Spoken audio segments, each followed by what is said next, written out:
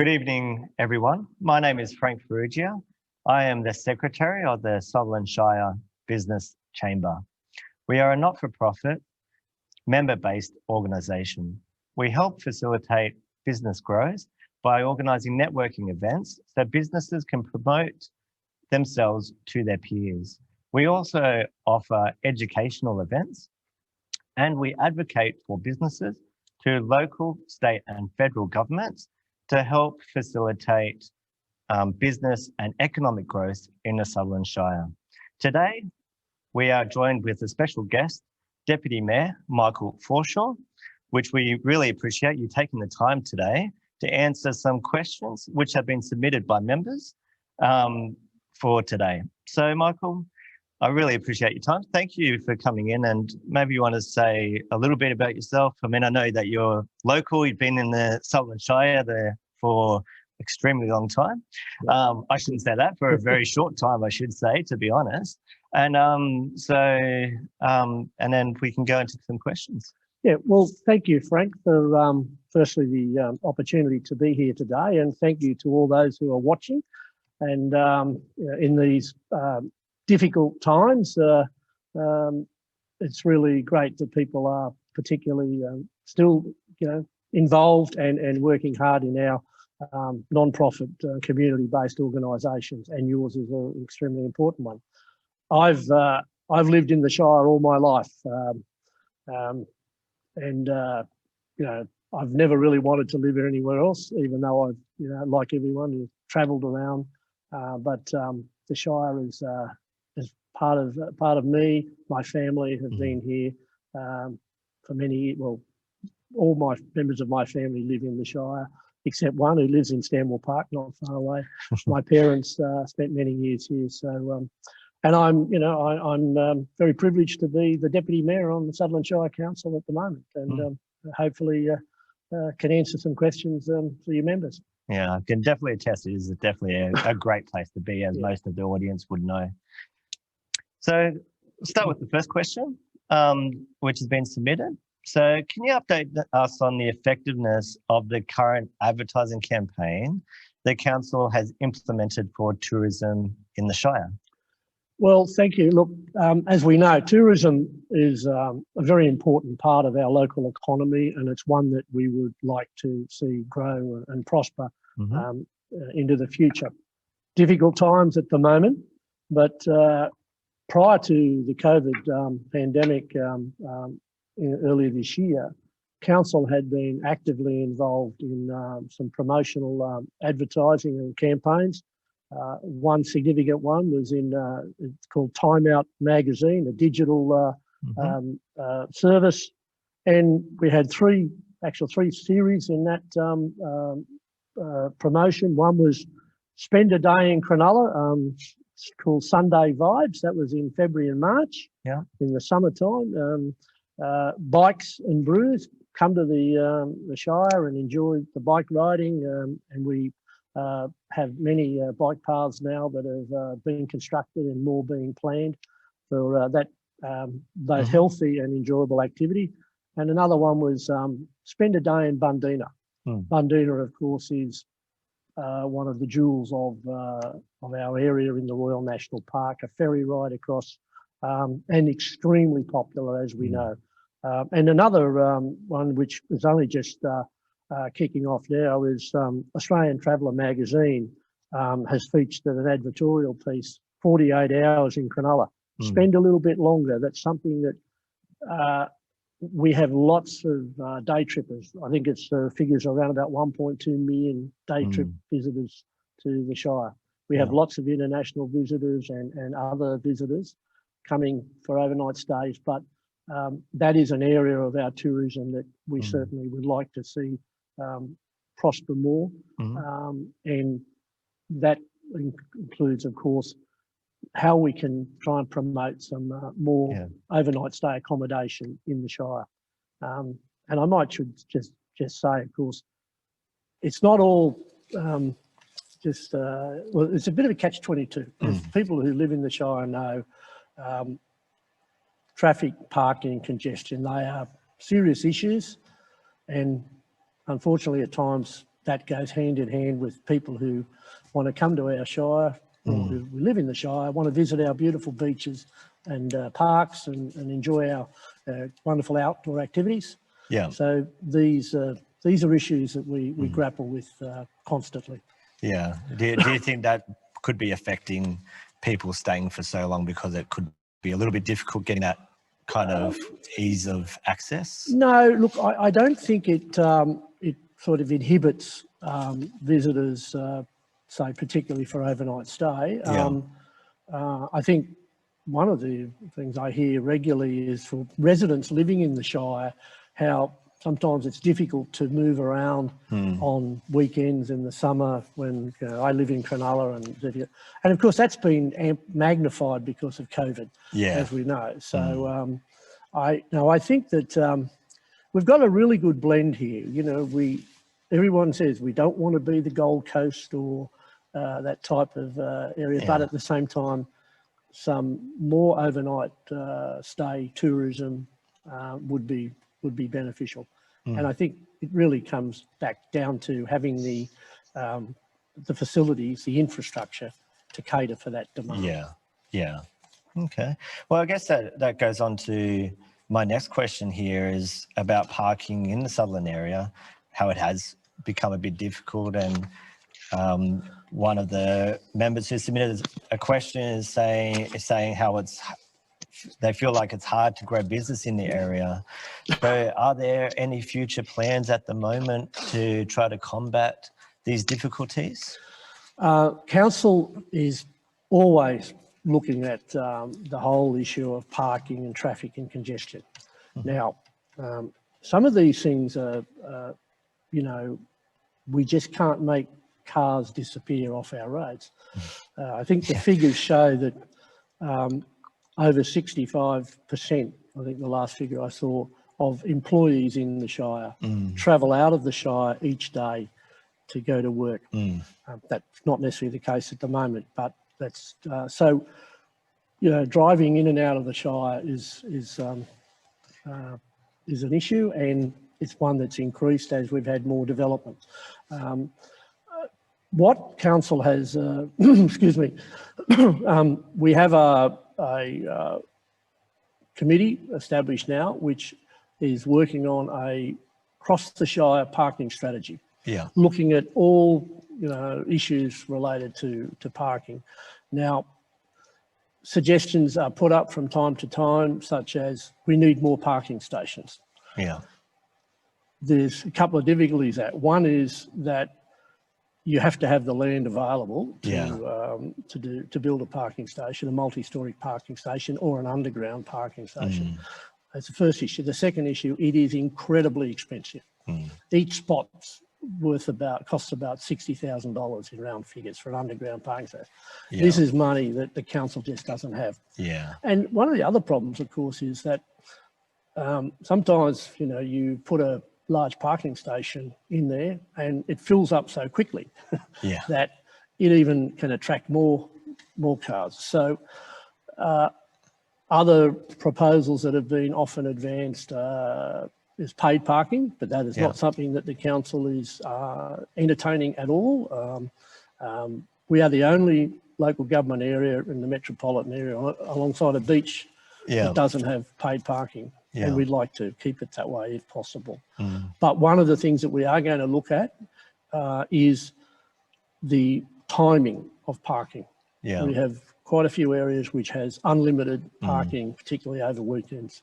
And that this committee and the staff have been doing a lot of work on this now for some time to investigate, you know, alternative methods of parking, particularly in regard to hours, and also trying to find other options, if possible, to help people move around the Shire without necessarily using their car all the time. Shuttle buses are something that the New South Wales Transport have been trialling to enable people to get from home to the railway station and back each day. So they don't drive their car and park it around the suburban streets. But, you know, if someone had the magic answer to our parking and traffic congestion, I'd like to hear it. I've had lots of proposals put forward, but it's a very, very difficult issue for us to solve. Yeah, and I guess it's that practicality versus cost as well, and cost to the local council to get that going. Yeah, look, one of the other things is, you know, allied to this is our shopping centres, the strip shopping centres. Yeah, they are struggling. We know that, as you, the Business Chamber would know that, and there, you know, there's all sorts of reasons for that. But one of the things that's often said to us by the traffic experts, if you like, is what you need is churning of parking. So people are coming, so being able to park in their shopping centre for an hour or 2 hours, visit the local shops and that, and then move, and then, you know, you keep that rotation rather than clogging it up all the time. So yeah, because I guess there's a lot of parking that is used by commuters going to the city. They just park there all day because it's free and not restrictive, which might tie that up a bit as well. That's a particular issue, I think, around the streets near the railway stations. You know, where residents feel that their streets are getting clogged with commuter parking. But we've also got to consider that the employees and the shop owners and the retailers, if we're talking about the shopping centres, they need parking areas to park, you know, and that applies both in the retail areas and in the commercial or in the light industrial areas, you know. So it's a tough issue, and it's probably the issue that I receive the most complaints or concerns about as a councillor. Yeah, and I guess we as the community need to appreciate that it's not a easy fix. It's not an overnight fix, and we just need to be patient, and I'm sure that a solution will come soon enough. Yeah, it's something too that is, you know, when I was a teenager living in the Shire, my dream was to get a car, you know, and put a surfboard on the roof racks and head down the coast or whatever. Our family had one car, and then, you know, eventually I got a car, and my brothers and sister did. But these days, you know, progress, most families have more than one car. And, you know, and if you're living in apartments, having the room to store, you know, to park your cars and also store your goods, it's a challenge. No, that is true. That is true. Thank you.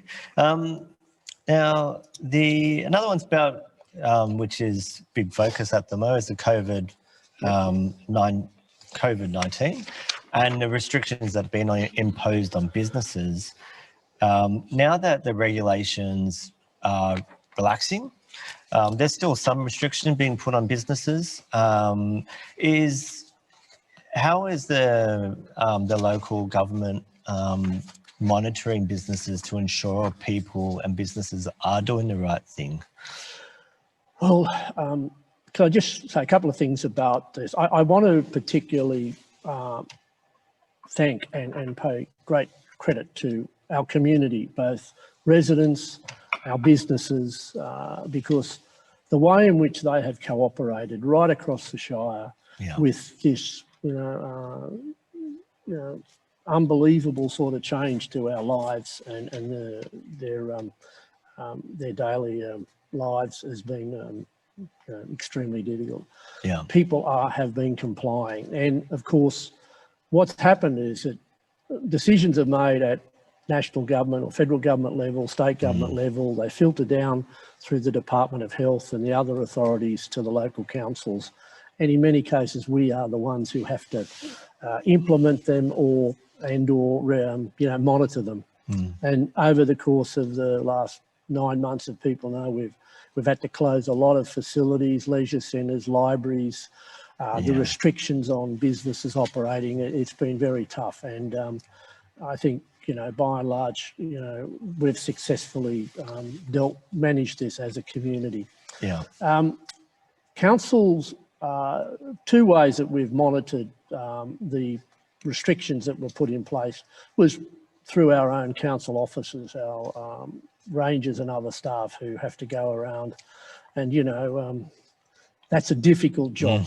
You know, if you've got to tell somebody that they're doing the wrong thing, and you know, whether they're got their chairs out on the footpath in the wrong place or not the required distance, to people who are not doing, you know, the right thing down on the beach with social distancing. And it's a tough job that they have to implement. And they monitor it, but you know, we're not a police force. We don't, not an army. We don't have thousands of inspectors out there, you know, doing this. We also have relied upon the community advising of us problems when they've occurred. And as I said, we've been very fortunate, I think, and it is due to the community's cooperation, that we haven't had any significant issues. Certainly not in the business centres, in the shopping centres and so on. All of the retailers and that I know, and as I move around my ward in Cronulla particularly, and I know my other fellow councillors, everybody's been doing the right thing, and that's good. The council has recently established, only last Monday night, we set up what we call the COVID-19 Recovery Subcommittee. And it's a committee of the Mayor, myself and 3 other councillors, together with a number of the senior staff, and we will be developing a range of measures to assist business particularly and the community in this what we hope and believe is the post-pandemic recovery period. And some of those things go to, I can just find the relevant page. Yeah, we will be looking to provide financial assistance to activation, whether it is in events or hoping to help businesses by promoting activities and events within their area of operation.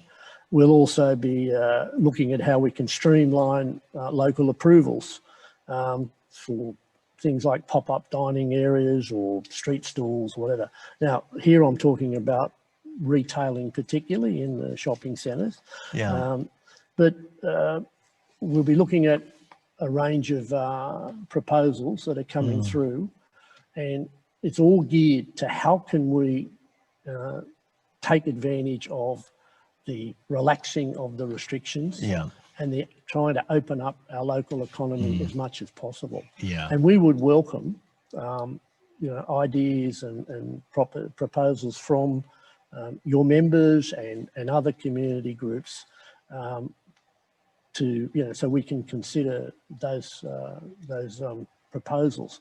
And this is something that we believe we can, you know, how we can best assist the economy to recover as quickly as possible.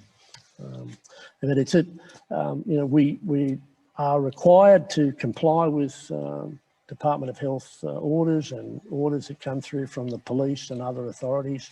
And, you know, with the summer coming on, the warmer weather, with larger crowds coming into the Shire, and which we want people going to our beaches and so on. But we've got to be careful that we don't, you know, have another outbreak and have to go through all this pain again. Well, that's right. After you want to slowly get better and better. You don't want to go better and then just backwards again, like some of the other countries are doing at the moment. So yeah, we don't want that tightness. So you know, that's good. It's slowly and steady, and we'll discuss as our board. We'll look at putting something out to members to get their feedback that we can pass on to the council. with suggestions to tie into that, because it's always good to get the feedback of the members who are listening in today or listening to the recording, get their feedback, especially business owners, because that's what it's all about, right? It's about the individuals going to buy the business, making it easy, but also the business owners there making a living. We want them to survive, and as a chamber, that's our motto, basically. Good. So thank you. So the talking about going on a bit of a segue here, but with respect to housing development in the Shire, how do you see it in the next 5 years, say? It's been gangbusters for a while. So. Yes, look, the first thing to say is that Council has met the targets that were set by the Department of Planning and State Government, City Planning Commission, to increase our housing stock. Those targets were set some years ago, and the LEP, the Local Environment Plan, was finalised in 2015. It was just before I got onto Council, and we've certainly tracked, well in terms of those targets. The difficulty, of course, is that this has meant, as we've seen, substantial development of medium density housing stock across the Shire. And again, that is a contentious issue, but it's one that we as a council, we can't control those requirements at all. What we can do is through our planning system, try and ensure that we don't get overdevelopment to the point that it's just not good for the community and the environment. And I know this is a real hot topic, and it's the other issue besides traffic and congestion that I get constantly asked about. And the two are very much linked. But what I'm understanding at this stage is that if you take a snapshot today, we've got about 1,100 dwellings under construction in the Shire, and I'm talking about residential housing that you asked. There's a further 6,100 that have been approved or currently under assessment. Now, they're significant numbers, but what we've seen is a downturn in development applications for housing, due, I think, primarily to the fact that after the LEP was approved by the government, a lot of development applications then were submitted, and the figure it took off. And so that's, as it's worked its way through the system, we're now starting to see a drop. We also know that the property market has gone through some difficult times in the last couple of years, coming off a substantial high in terms of prices. Mind you, the Shire property prices have held up pretty well compared to other areas, as you and your members would know. So we're thinking that the next 5 years or so, we'll probably see some take up of the applications that are in the pipeline, but we don't expect the same completion rates that we've had in recent years. And again, sorry to keep referring to it, but COVID has probably had some impact on that. Mind you, the government has, the state and federal particularly, have been keen to try and stimulate the housing building construction industry, because as we all know, that can be a catalyst and a driver for economic upturn, as coming out of recessions or coming out of bad times. So and it'll be a mix of the housing types, particularly dual occupancies and townhouses.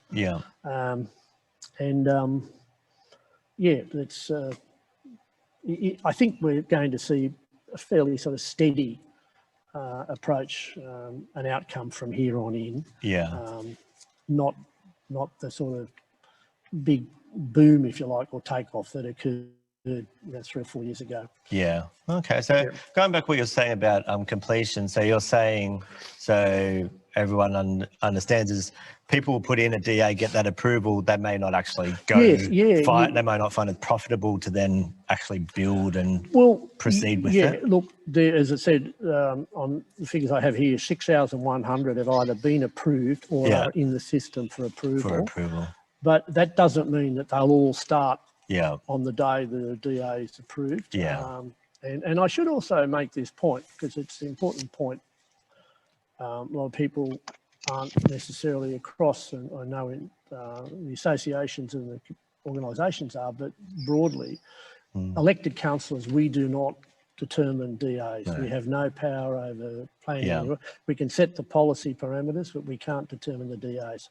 It's either done by staff or by independent planning panels.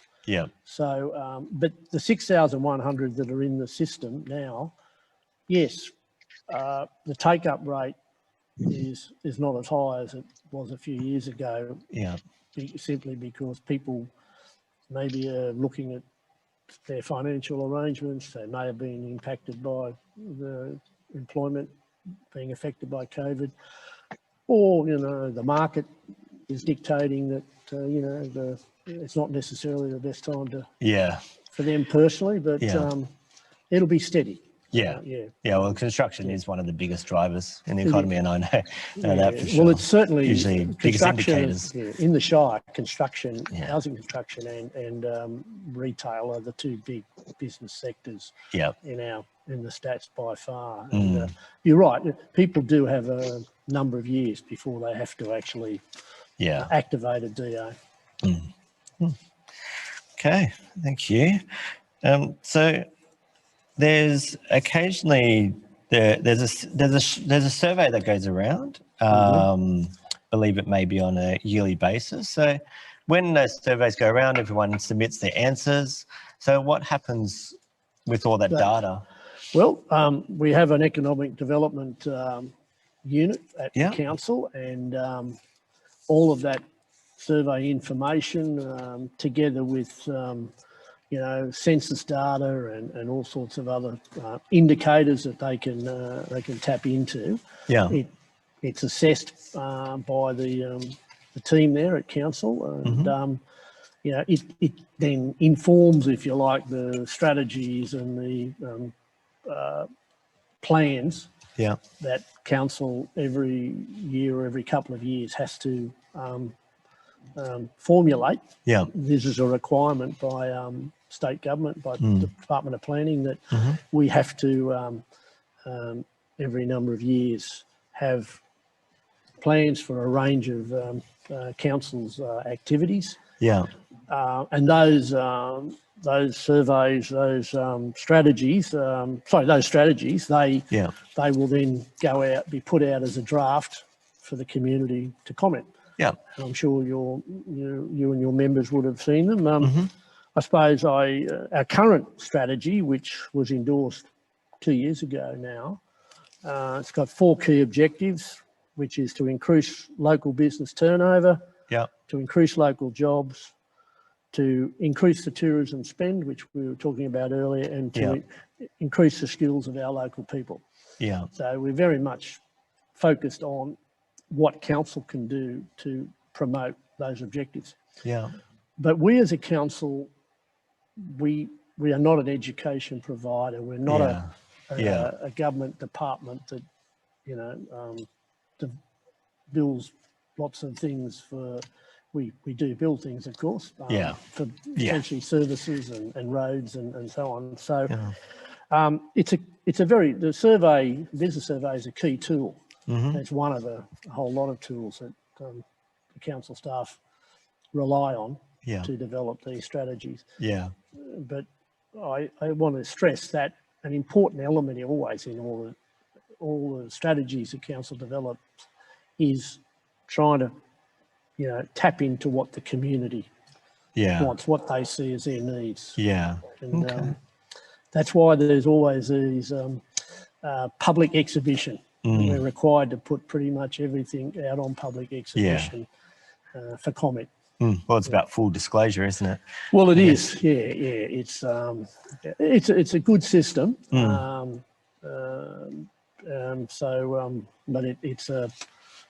it's very much a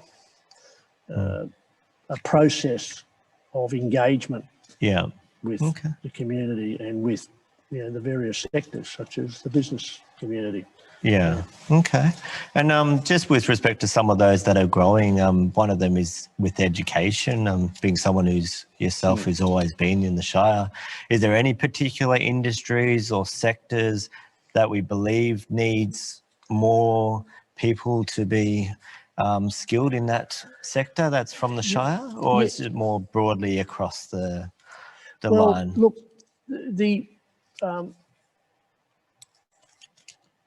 the Sydney Planning Commission, which developed the sort of big plans, strategies for right across metropolitan Sydney, and we're in there. Southern or southeastern Sydney is in there, but we don't get as much focus as the western suburbs and southwest, because that's where some huge growth and population growth is particularly.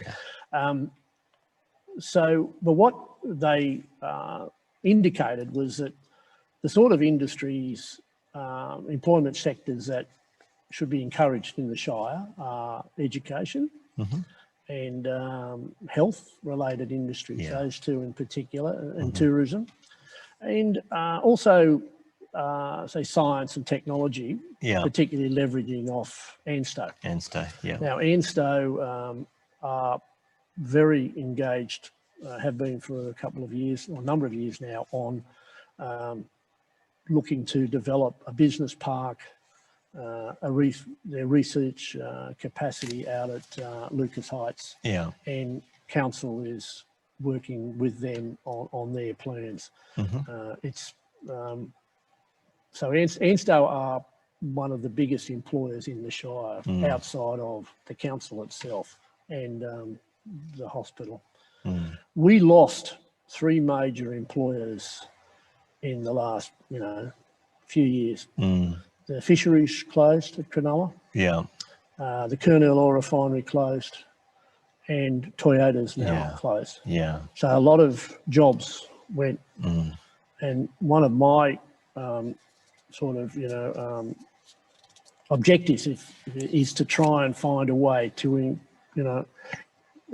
get some major companies back into the Shire, but they won't be heavy manufacturing or anything like that. But get them to invest in the Shire and create employment, and they will probably come in those sectors if we can.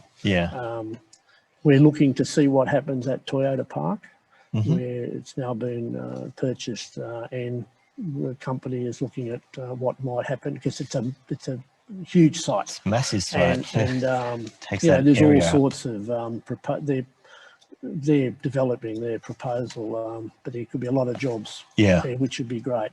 And look, they're, I think, the key areas that we see.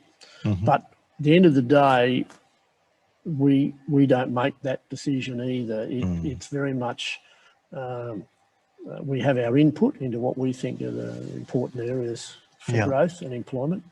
What we'd like to see is more jobs locally based for people living in the Shire that could help with that traffic congestion issue. But we need state government input on this as well. Something that I've been trying to encourage is to get our state government to focus more on this area of Sydney. And because they are very focused on other areas of Sydney, as we know. One way you can do that is, as they've decentralised or moved state government departments and offices out of the city, they've either gone to Liverpool or Parramatta or maybe to Hurstville or somewhere like that. I asked, can't we have one in Sutherland? It's a great spot. It's a railway hub. It would contribute, in my view, substantially to just lifting the economy in that area if we could have a significant state government department based in the Shire. Well, it's funny you've gone up to that, because that was one of the questions about attracting businesses that are moving out of the city, because they've realised now with COVID-19, right, they don't actually need to be in the city anymore, and how you attract them here rather than Parramatta or other businesses. Exactly like you said, if you have a big government organisation here already, then it would attract other businesses that kind of tie in hand to hand, especially professional services, I'm guessing. Yes, exactly. That type of businesses. Yeah, that's exactly it. And because, you know, they're long-term, they're here for the long term if they locate in that area, and they do bring other business and other activity, and it helps the retail sector if you've got a significant workforce located in there. And I mean, the other area, of course, of the Shire is we've had a lot of employees who work at the airport associated with Kingston Smith Airport, who live in the Shire. We've always had lots of those, and they've been doing it pretty tough lately, as we know, because of the pretty much closure of the airline sector for a long time. But some of this also requires improving our infrastructure through the Shire. You know, we're fortunate; we've got a good rail service. Yes, but we need to look at public transport as well to go with that. Yeah, well, maybe it's seen because the Sutherland Shire is seen like a great community and a great place. Maybe that's why the focus has gone elsewhere, because maybe they take it for granted we're just doing so well. But look, I think that's true, and you know, we're not being political at all, but sometimes, you know, politics can drive some of these decisions, and there is a sense too that, look, you know, the Shire's doing all right. You know, we don't have, you know, as many problems as maybe other parts of Sydney do. That's been said to me by government ministers of both persuasions over the years, that, you know, you people in the Shire, you're doing all right, don't complain, you know. But I'm not complaining. What I'm saying is that I think that there is a, you know, part of what we've got to do across all levels of government here is to promote the opportunities here in the Shire. I mean, we had Toyota, one of the biggest companies in the world, located in the Shire. We had a refinery. Not everybody liked an oil refinery, but geez, it provided thousands and thousands of local jobs for 50, 60, 70 years. So, you know, you need that ballast to help to ensure that a community survives. You've got to have jobs, and, you know, with jobs comes, you know, economic well-being. Yeah, well, there's that old saying, the squeaky wheel is the one that gets the grease. Yes. Maybe we need to be a bit more squeaky, and maybe members and chambers need to be a bit more squeaky, so we start getting that more, you know, even though we're doing well, you know, everyone loves the Shire. Everyone outside the Shire loves the Shire, but it doesn't mean we don't want to grow. No, there's one other thing that I think has come out of more recently, the COVID experience, and something that existed before, of course, is the development of co-work locations. I know there's a couple that are particularly doing very well in the Shire, and there is one planned for Cronulla in the development there. So, you know, that more and more, that could be a feature of future employment, and people working from home as well. So, and that's where I think organisations like the Business Chamber can do a great sort of job in, you know, finding the ways to help those people who want to start their own small business and you know, prosper. Well, definitely. Definitely, and there's a lot of businesses, especially in our chamber, that are those small businesses that, you know, use these type of spaces. That's right. So it's definitely a good point there, especially for the members who are watching today. Now, I think some of this we've kind of answered in our discussions anyway, so I'm not going to continue to repeat ourselves. When you talked about growing business, it's a big questions. It's funny because these topics that everyone wants to know, it's always on the tip of our tongue, and we may forget to directly answer it, but it always comes out in other subjects. So thank you.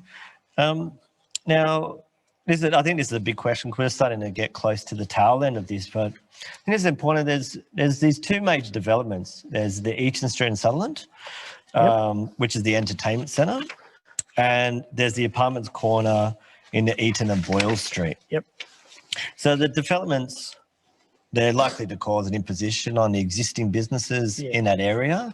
That's like we talked on before about parking, about traffic, about anything like that. So are there going to be any type of restrictions on the tradies or the developers? And if so, how do you see that type of restriction, what it could look like?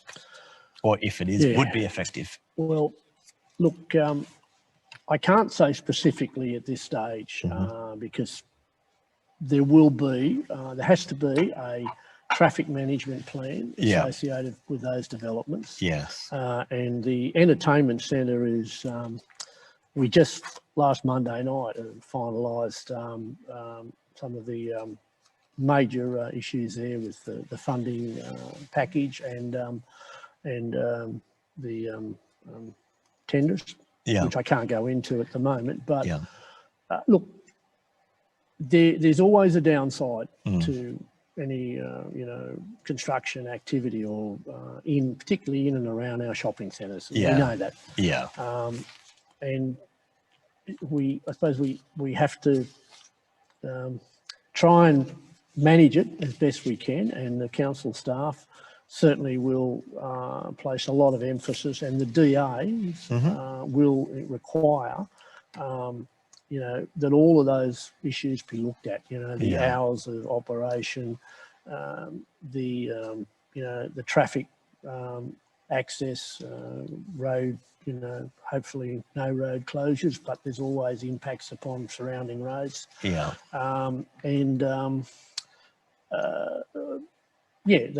the council will work as closely as it can with the local businesses around that area and with residents, because there are residents in apartment buildings in and around that location. To try and ensure that we minimise the congestion, we minimise the impact upon people's daily lives. I suppose the one thing I would say is that I know how difficult this can be. I've seen it in parts of Cronulla at the moment, where we've got some major developments nearing completion, but there's a couple to come, which are very close to the retail centre.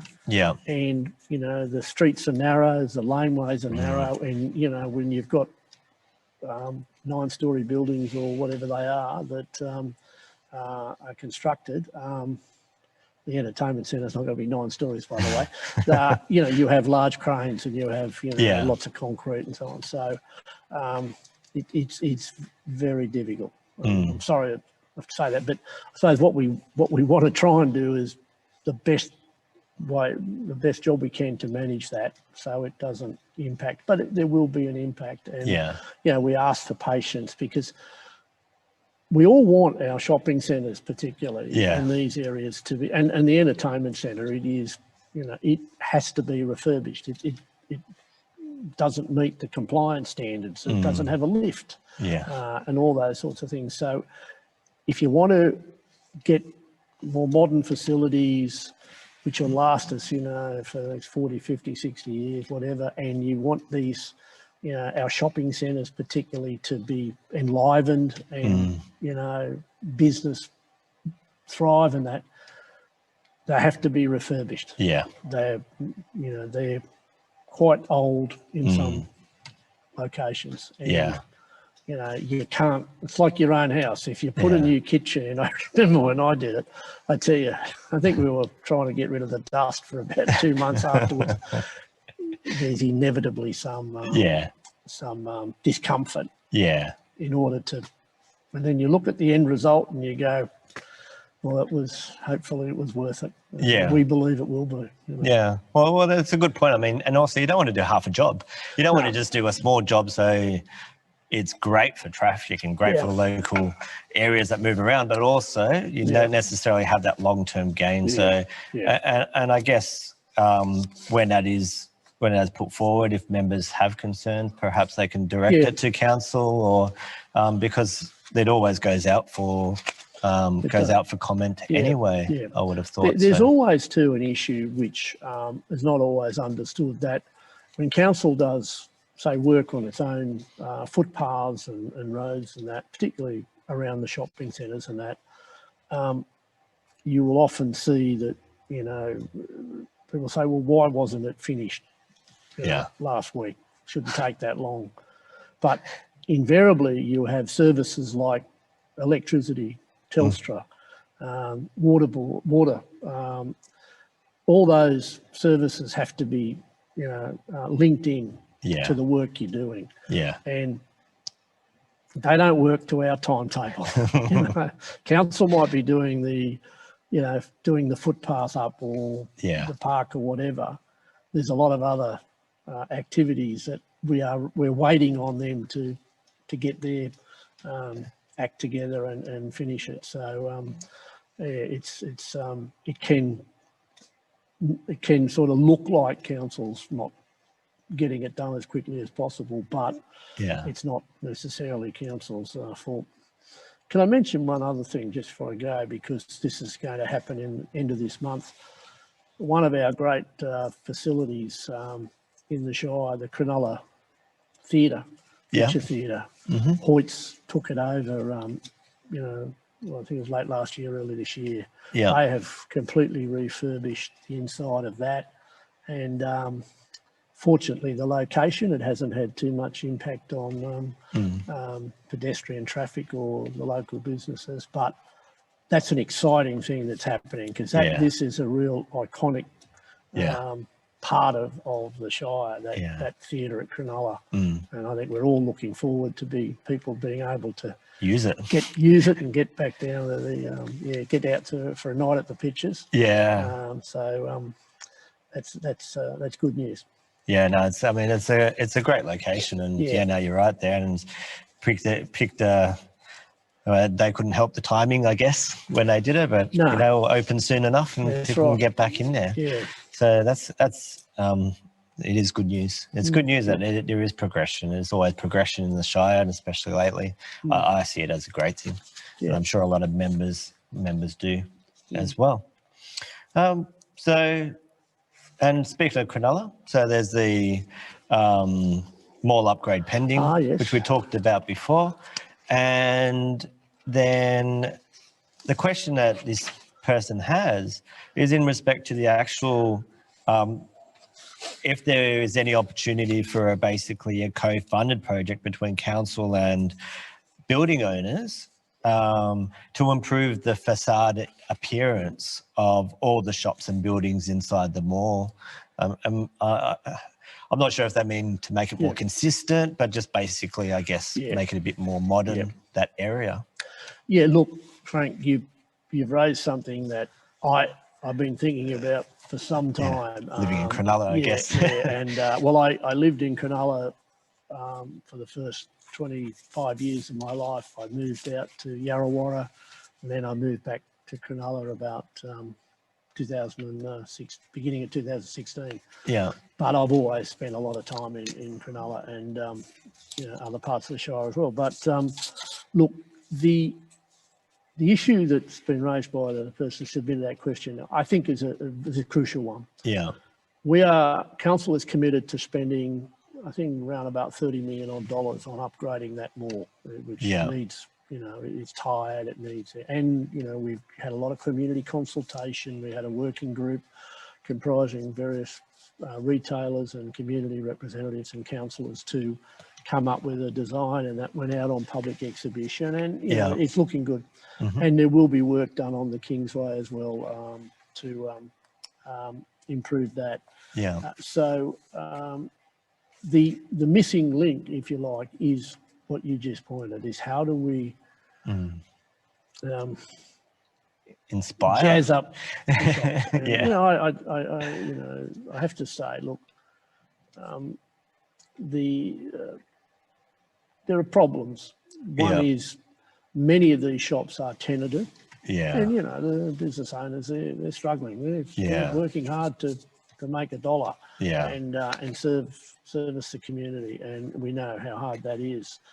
So there's lots of the small shops, which doesn't lend itself to trying to do a more blanket approach on how you might improve the facade, or you know, particularly the above the awnings and that. So, but I'm constantly thinking about how we might, as a council, try and engage with the property owners, because it's the owners of those properties at the end of the day who will have to, you know, be involved, or if we are able to come up with a scheme, and I can't speak for council at all. I'd like to see if we could find a way to work with the property owners to do that.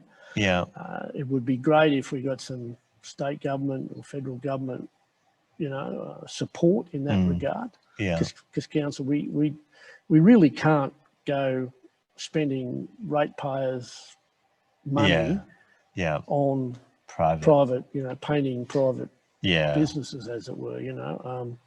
So we always look at all sorts of different schemes, whether it was a walk the walls thing that they did with the graffiti painting, to, you know, improving the facade, the trees, and you know, all that sort of thing, trying to make it look better at Christmas time. But yeah, look, I would hope there might be a mechanism that we could look at, but council itself, one of the things that we've had to focus on particularly is the awnings overhanging. A lot of those are in desperate need of replacement or improving. So all I can say is I think it's a great there's a great need to do this. I know that you go to places like the Manly Corso, and you can see along there the tops of the shops and the buildings, and they've got lots of Federation colours, and they've been able to blend it in, and sometimes just a good coat of paint, you know, and a bit of window dressing can improve it. But well, I guess it's about trying to get the owners who are struggling, because if they have tenants that aren't paying rent, which has been difficult for the last year, almost year now, I guess we need to, I guess, find some way. Yeah, and look, you know, it's not always the case that the owners of the building or even the tenants are actually local. And they may not necessarily see a direct benefit for them and the community if you know, and then, you know, it's their right. They're running a business. But what we've got to find a way, I think, is to use the upgrade of the mall. To say, right, can we get the local community to business community? And I've had discussions with this with the Cronulla Chamber of Commerce people about, you know, trying to stimulate some activity in that regard. Okay. No, it's good. It's good to know, and look in some way to make that nicer as well. So, and with Cronulla, we'll talk about traffic before of other spaces. Is there any concerns with once we make the more beautiful, more people are going to want to go in and out of Cronulla? Do we see any concerns of traffic congestion or anything like that in the area, or do we feel like it will be able to cope? Oh, well, we'll cope because we always do, but the issue with the mall is that it's it's tired, it's old, Yeah. and it needs to be done, you know. Yeah. So we'll do it. Yeah. And, you know, we can't do a lot about, you know, we can't change the roads that are there, you know. When I was a young child, there was no mall. Yeah. You drove through Cronulla Street. Yeah. And I think there was about 4 or 5 petrol stations on the different corners, and now, you know, there's none. Yeah. So, yeah, look, our focus is on improving the mall for the businesses, for the customers, for the residents, you know, for the visitors. It's all about making it more attractive and more welcoming. And you know, there is a train station that people can hopefully use to get to and from. Well, that's right. And there is the multi-storey parking there, which is free. Like you said before, it's free, and there's all day parking there for free. So where else do you get that around Sydney, where you're so close to such beautiful beaches? That's exactly right. That's we're spoiled at times, you know, but none of us got to remember that. None of us want to give it up, you know, and I'm just like everyone else. So, No, I totally agree with that. And look, we're starting to running out of time. We had a great discussion. I really appreciate your time today and taking the time to answer members' questions. I know some questions can be difficult at times, especially being new to office, new-ish. So really appreciate you taking the time, us members, and thank you members for listening in today. Appreciate you taking the time as well. And look, if you want to know more about the Sutherland Shire Business Chamber, what we do, how we help businesses, how we're helping businesses grow and amongst themselves, and how we want to help the chamber grow and just be more lively through the future, so we can start growing again as restrictions are released, and we can start trading as normal again. That's, you know, come and look at our website, come and look at membership benefits, come to our events, come and speak to the directors and other members, because there is a great benefit of becoming a member of the chamber. So once again, thank you, Aden, and have a good night, everybody. Thank you. Thank you. Thank you.